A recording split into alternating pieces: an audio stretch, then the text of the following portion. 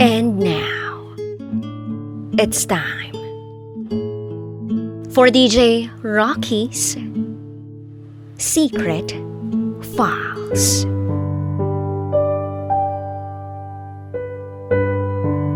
Nagpanggap akong ama nang dinadala ng BFF ko. Bading ako. Itago niyo ako sa pangalang Aris. At ito ang aking secret file. Isa akong gay na nakipagsapalaran dito sa Maynila noon. Dahil sa hindi pantay na pagmamahal ng aming ina sa aming magkapatid. Dalawa lang kami at ako ang bunso. Na kung tutuusin, ako ang dapat mas spoiled pero hindi. Ang kuya ko ang favorite ni nanay. Kahit pa sabi niya, pantay ang pagmamahal niya sa aming dalawa. Iba naman ang kanyang ginagawa. Katulad na lamang kapag magpapasko, si kuya lang ang binibilhan niya ng bagong gamit. Sa akin, yung pamasko ko noong nakaraang taon pa, naamoy naptalina na. Maging sa paghingi ng pera, kapag kuya ko ang nangihingi, walang kakibot-kibot. Bibigyan niya agad ang kuya ko, samantalang kapag ako, magmimisa pa kami. At magsesermunan pa. Pati sa school. Si kuya nasa private, ako nasa public. Kukumpletuhin niya ang gamit naming dalawang magkapatid. Pero, yung kay kuya, mamahalin. Samantalang yung akin, bargain lang. Kapag naubusan siya ng papel o project, gagasusan talaga siya ni nanay. Pero ako na bahalang dumiskarte sa mga kailangan ko. Kasi kapag nanghingi ako, mag-aaway lang kami. Kaya, ang gagawin ko, didiskarte ako ng pambili sa mga kaibigan ko. Sa mga kakilala ko, paminsan sa mga kliyente ko. Ando na kasi yung nagtitinda ako ng panggatong, mga gulay o prutas na makukuha ko sa mga bukid. Magkapera lang ako. Maging kapag may nawawala sa bahay, sa akin agad ibibintang. Ganon na lang umiikot ang araw ko. Nakakasawa. Kaya, ayun, naglayas ako.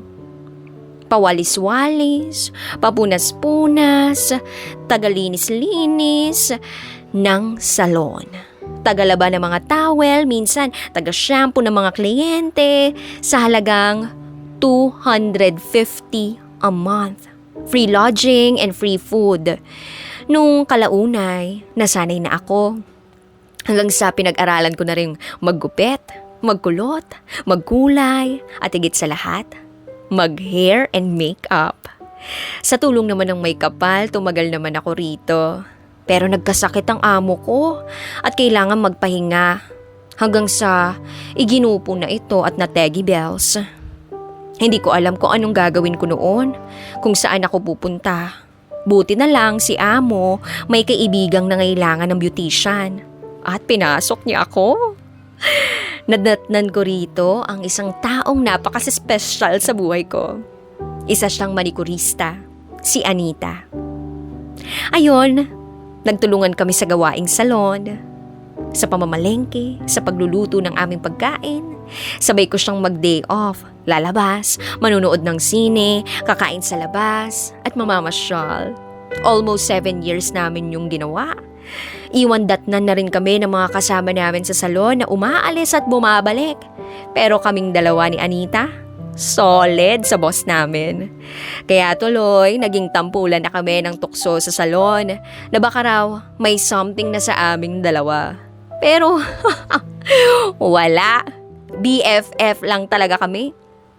Umabot pa nga sa puntong susubukan ng tadhana ang aming pagiging magkaibigan. Isang araw nagkaroon siya ng boyfriend at ipinaiiwas ng BF niya si ako. Dahil kahit bakla ako, lalaki pa raw ako. Lalaki pa rin si Echetchiwa, si Akech, na hindi niya naman magawa. Kasi ang katwiran ng aking BFF, Nung nanligaw ka, BFF ko na siya.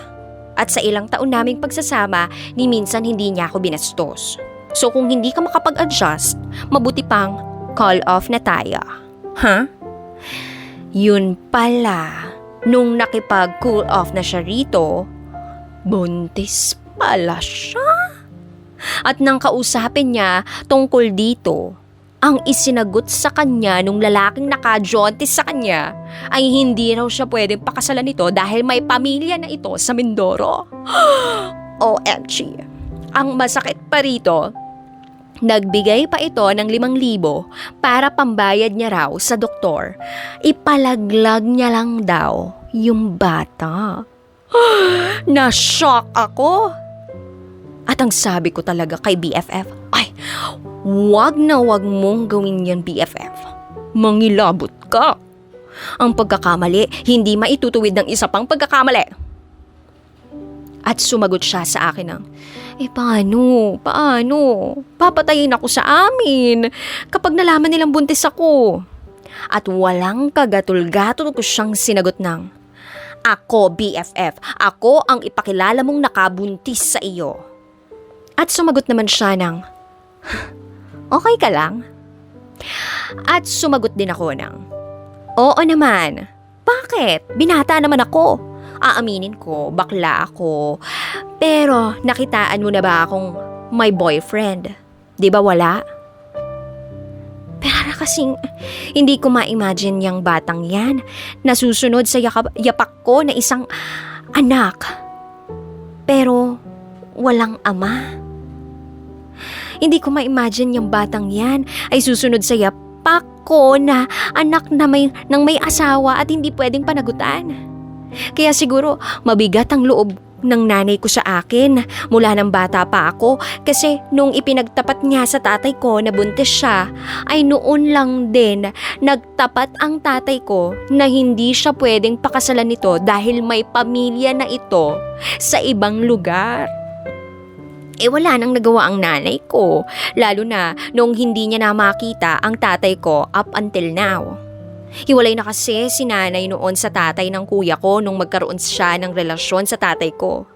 Yun na rin yung kwento ng kapatid ng nanay ko sa akin. True love niya raw yung tatay ni kuya.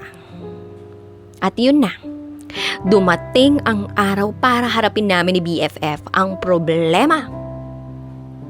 Umuwi kami sa kanila sa Pampanga. Scripted na ang lahat. Ang ipinagdarasal na lang namin ay sana walang makahalata sa akin. Kaya naman nagkilos lalaki talaga ako. Although, medyo kilos lalaki naman talaga ako, pero paminsan talaga pabakla-bakla ako. November 16, mag-aalas 7 ng umaga, dumating kami sa kanila. Sadyang, pinasuot ko na ng maternity dress si BFF ko para kung magalit man sila, hindi nila sasaktan ang BFF ko dahil dinadala nito ang anak ko sa kanyang sinapupunan. Magkahalong takot at kabaman ako, but no choice. Iniisip ko na lang yung baby na hindi ko tinitigilang himasin noon nung nasa salon pa kami hanggang sa bus. Kinakausap na gabayan niya ako sa pagpapanggap kong maging ama sa kanya dahil para rin naman sa kanyang pagpaparaya ko. At ganun na nga ang nangyari. Konting usapan, kwentuhan na sa bandang huli. Nasa munisipyo na kami para ikasal ng sibil. At sa labas na rin ang kainan dahil biglaan lang ang pangyayari. Hiling na rin ng kanyang mga kamag-anak dahil babae raw ang sa kanila. Dehado naman daw kung hindi ko raw siya pakasalan kahit sa West lang. Yun naman talagang nasa script naming dalawa. Wala nga lang sakitang naganap dahil effective rin yung pinasuot ko sa kanyang maternity dress. Nagpasalamat pa nga sila dahil hindi ko raw tinakbuhan yung anak nila at yung mga kapatid. Ganun din. Nagbiro pa nga yung isa. Tapang mo no, umarap ka sa aming mag-isa. Hindi mo man lang naisip kung pinagtulungan ka naming magkakapatid, bugbugin. At sumagot naman ako ng, Malinis naman bayaw ang hangarin ko sa kapatid niyo. Kaya hindi ko na kayan iniisip. Nasa sa inyo na lang ang problema kung ang problema ay dadagdagan pa natin ng panibagong problema. Tinapik na lang ako at sinabihan ng thank you. Bumalik kami ng Maynila ni BFF. Mag-asawa na kami.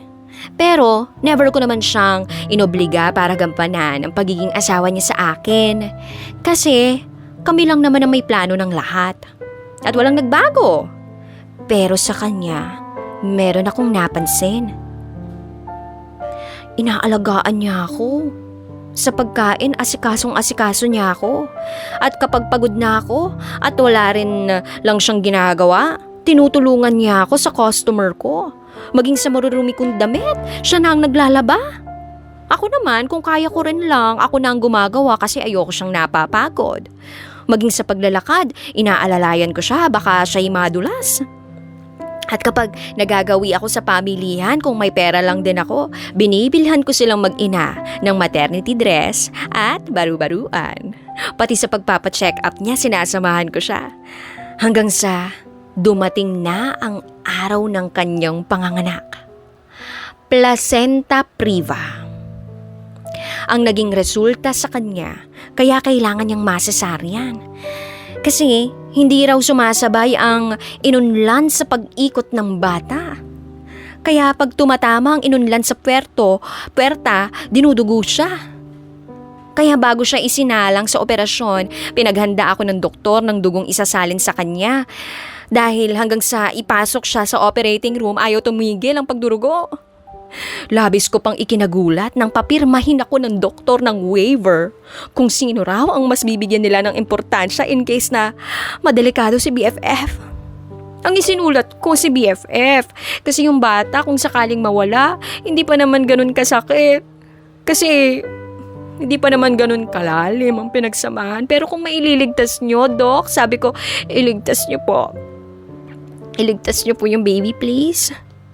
Pagkapasok nila ng OR, nagpunta ako sa chapel ng ospital at nakita ko na lang ang sarili kong umiiyak. At parang tao kong kinakausap ang nakapako sa krus. Sabi ko, Lord, ba't ganon? Ang tagal kong nangulila sa pamilya. Pero ngayon binigyan mo na nga ako pero kukunin mo rin naman. Ganun ba kalaki ang kasalanan ko sa inyo para pagdamutan nyo ng kaligayahan? Lord, ako ang may kasalanan sa inyo, huwag niyong idama yung mag-ina. Nagsusumamo po ako, nagmamakaawa, naninikluhod. Kung gusto mo ako ang lalabas ng ospital at igigitna ko ang sarili ko sa highway, pasagasaan mo na lang ako, Lord. Pasagasaan mo na lang ako sa sasakyang walang preno, buhayin mo lang ang mag-ina ko. Hagulgul ako noon. Nang bumalik ako ng OR, sarado pa rin ito. Unang-unang ipinasok ang asawa ko sa OR pero bakit nauna pang lumabas ang mga kasunod niya? Masyado na akong hindi mapakali at aligaga na ako. Kaya nang may lumabas na doktor, nagtanong na ako. Kumusta na po misis ko, Dok? Bakit hindi niyo pa po siya nilalabas? May nangyari po ba? Nasa recovery pa siya. Maya-maya ilalabas na siya pagkatapos isalin ng dugong nakasaksak sa kanya ngayon. Sagot sa akin ng doktor. Yung pong baby. Tinuro niya sa akin ng isang baby na nakalagay sa isang incubator at may nakatutok na ilaw.